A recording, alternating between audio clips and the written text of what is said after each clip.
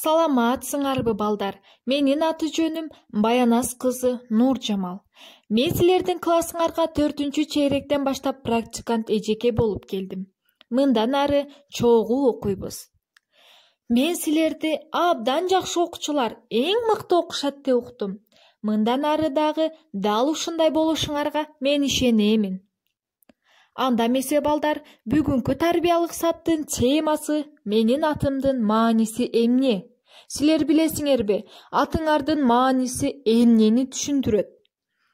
Жаңы төрөлгөн ымыркай, ал кыз болобу, же бала болобу, ага жакшы ат коюу ата-эненин эң негизги милдети.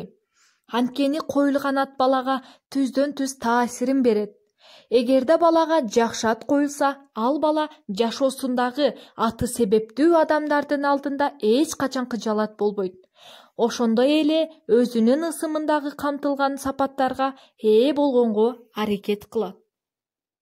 Денесинин белгилерине карап, калы бар болсо, Калыбек, Калнур, Калык, Калмырза, Анарлуу болсо, Анарбек, Анара, Анаргүл коет. Ошондой эле балдар, силердин дагы атыңар өзүңөргө жарашыктуу, эң мыкты, эң сонун аттар.